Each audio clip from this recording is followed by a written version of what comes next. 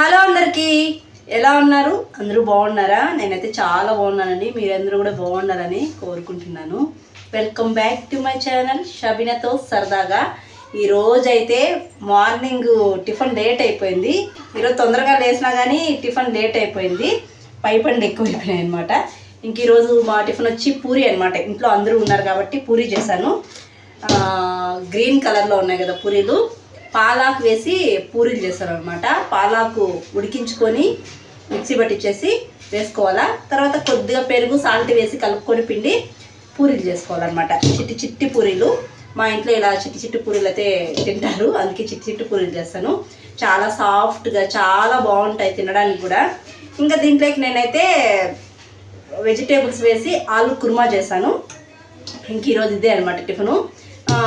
Tiffin తినేసి పిల్లలు గ్రౌండ్కి అయితే వెళ్తాము అన్నారు. ఈరోజు మా హస్బెండ్ తీసుకెళ్తాను అన్నారు. మా హస్బెండ్ ఏమో బయట వెళ్ళారనమాట. మా హస్బెండ్ వస్తే టిఫిన్ చేసేసి పిల్లలు గ్రౌండ్కి వెళ్ళిపోతారు, అందుకే ఫాస్ట్గా చేశాను. ఇప్పుడైతే టిఫిన్ చేసేయాలి ఫాస్ట్గా. మంచిగా వెజిటేబుల్స్ వేసి ఆలు కుర్మా చేశాను.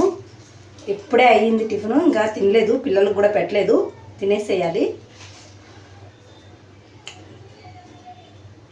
ఆకుకూరలు ఇంట్లో తినకన్నా ఉంటారు కదా, ముఖ్యంగా మా బబ్బులు లాంటి వాళ్ళు తినకన్నా ఉంటారు కదా, అలాంటి వాళ్ళకి ఇలా చేసి పెట్టండి. ఆకుకూరలు దేంట్లో ఒక దాంట్లో కలిపేసి చేసి పెట్టండి, హ్యాపీగా తినేస్తారు. టేస్ట్ కూడా బాగుంది. పాలాకు వేసిన పూరి చాలా బాగుంది.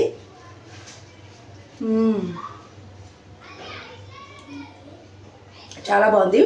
ఈరోజైతే 100 రోజులు నిల్వ ఉండే రసం పొడి చూపిస్తాను. ఒక గ్లాస్ నీళ్ళతో 2 స్పూన్స్ పొడి వేసుకుంటే చాలు. వితిన్ 2 మినిట్స్ 5 మినిట్స్ లోపలే మనకు రసం అయితే రెడీ అయిపోతుంది. ఆ పొడి చేసి పెట్టుకుంటే. అలాంటి రసం పొడి ఎలా చేసుకోవాలనేది ఈరోజు చూపిస్తాను.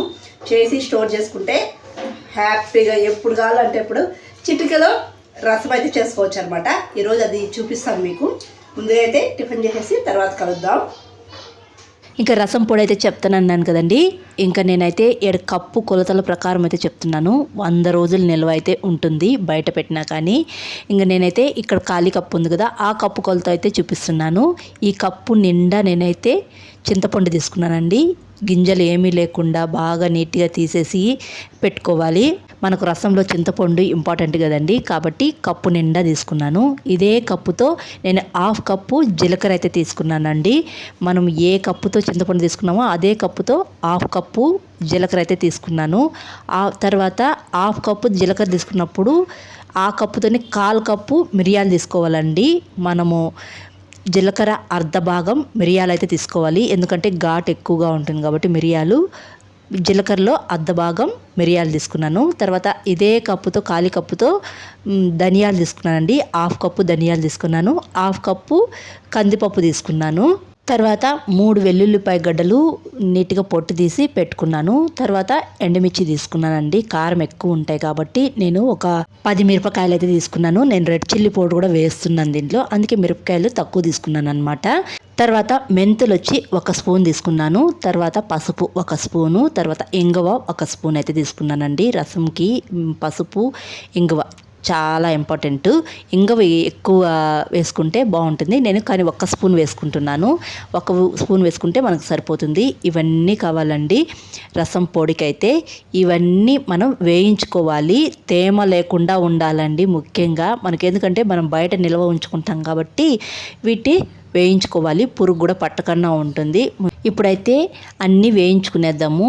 స్టవ్ మీద ప్యాన్ పెట్టి ముందు కందిపప్పు అయితే వేయించుకునేద్దామండి. కందిపప్పు ఎక్కువగా వేయించకూడదు, లైట్గా ఈ విధంగా వేయించుకునేయాలి. వేయించుకొని ఒక ప్లేట్లోకి అయితే తీసుకునేయాలండి. 1 బై 1 వేయించుకోవాలండి. అన్నీ ఒకసారి కూడా వేయిస్తే ఒకటి వేగి ఇంకోటి వేయకుండా సరిగా వేగవన్నమాట. అప్పుడు మనకు పురుగుపడే అవకాశం ఉంటుంది. తర్వాత ధనియాలు కూడా లైట్గా వేయించుకునేయాలండి. తర్వాత జీలకర్ర వేయించాలి. జీలకర్ర వేయించేటప్పుడు చిట్టపట్టలాడుతూ ఉన్నప్పుడు మిరియాలు అయితే వేసేయాలి.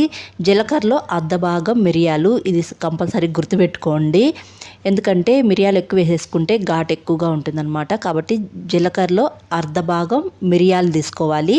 ఇవి కూడా మంచిగా వేయించుకొని ఒక ప్లేట్లోకి తీసుకునేయాలి. ఇప్పుడు ఎండుమిరపకాయలు అయితే ఒక 10 తీసుకున్నాను. ఇవి కూడా లైట్గా వేయించుకునేయాలి. ఎండుమిరపకాయలు తొందరగానే వేగిపోతాయి కాబట్టి ఇవి కూడా ఒక ప్లేట్లోకి తీసుకొని తర్వాత మెంతులు వేసుకోవాలి. మెంతులు 1 స్పూన్ తీసుకున్నాను.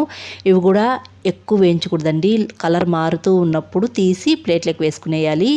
కరివేపాకు వేసుకోవాలండి. దీంట్లో కరివేపాకు ఎండుదుంటే వేసుకోండి. నా దగ్గర లేదనమాట. అందుకే పచ్చి కరివేపాకుని కరకరలాడే విధంగా వేయించుకొని వేసుకునేసాను. ఇవి కరివేపాకులో కూడా తేమ ఉండకూడదు. తర్వాత ఇదే ప్యాన్లో చింతపండు కూడా వేయించుకోవాలండి. చింతపండు కూడా నీట్గా గింజలు లేకుండా ఇండ్లు లేకుండా తీసేసి బాగా విడదీసి వేసుకోవాలండి. చింతపండు వేయించేటప్పుడు మెత్తగానే ఉంటుంది. కొద్దిగా వేయించి ఒక ప్లేట్లోకి తీసుకున్నాక చల్లారిన తర్వాత డ్రైగా అయిపోతుంది అనమాట. చింతపండులో కూడా తేమ ఉన్నా కానీ మనకు డ్రై అయిపోతుంది. తర్వాత 3 వెల్లుల్లిపాయలు తీసుకున్నాం కదా గడ్డలు, అవి నీట్గా ఒలిచి పెట్టుకునేసాను. అవి లైట్గా గ్రైండ్ చేసుకోవాలి. మీ దగ్గర రోల్ ఉంటే రోల్లో దంచుకోండి కచ్చాపచ్చగా. నా దగ్గర రోల్ లేదనమాట. అందుకే మిక్సీకి అలా తిప్పాను. అదేంరా అంటే నున్నగా అయిపోయింది, చాలా మెత్తగా అయిపోయింది అనమాట. ఇంకా అలా లైట్గా వేయించుకునేలండి. వెల్లుల్లి కూడా తేమ ఉంటుంది కదా, ఆ తేమ లేకుండా ఇలా వేయించుకునేసాను. ఇవన్నీ పూర్తిగా చల్లగా చల్లారిపోవాలండి. చల్లగా చల్లారిపోయిన తర్వాత మిక్సీ జార్లో వేసుకునేయాలి. నేను వేయించిన పప్పులు అవన్నీ కూడా వేసుకున్నాను. దీంట్లో ఇంగువ, పసుపు, తర్వాత చింతపండు, ఉప్పు ఇవన్నీ కూడా వేసుకున్నాను. సాల్ట్ అనేది మీ రుచికి తగిన విధంగా వేసుకోండి. ఇవి ఇలా వేసుకొని ఎక్కడ కానీ పలుకులు లేకుండా మెత్తగా మిక్సీ పట్టించుకునేయాలి. చాలా మెత్తగా మిక్సీ పట్టించుకోవాలండి. అన్నీ మిక్సీ పట్టించుకొని ఒక ప్లేట్లోకి వేసుకొని ఇలా కలుపుకోండి. తర్వాత ఈ వెల్లుల్లి కూడా మిక్సీలో వేసేసి ఉండొచ్చు, కానీ నేనేంరా అంటే మెత్తగా ఆల్రెడీ మిక్సీ పట్టించాం కాబట్టి నేను వేసుకోలేదు. అది కూడా వెల్లుల్లి వేసేసి బాగా కలిపేసుకునేయాలి. ఇప్పుడు ఈ పొడికి పోపు అయితే పెట్టుకోవాలండి. పోపుకి కొంచెం ఆయిల్ ఎక్కువే పడుతుంది. ఆయిల్లో జీలకర్ర, ఆవాలు వేసేసి బాగా చిటపటలాడిన తర్వాత కరివేపాకు, ఎండుమిరపకాయలు వేసేసి బాగా వేయించుకోవాలి. కరివేపాకులో కూడా తేమ లేకుండా ఆయిల్లో బాగా కరకరలాడుతూ వేయించేయాలండి. నేను రెడ్ చిల్లీ పౌడర్ వేస్తానని చెప్పాను కదండి, కొద్దిగా 1 స్పూన్ రెడ్ చిల్లీ పౌడర్ వేసి కలుపుకునేసాను. మీరు పోపు చల్లారిన తర్వాత వేసుకోండి. నేను వేడి మీదే వేసేసాను. ఏందో వీడియో తీస్తున్నప్పుడు కొన్ని మైండ్కి తట్టవన్నమాట.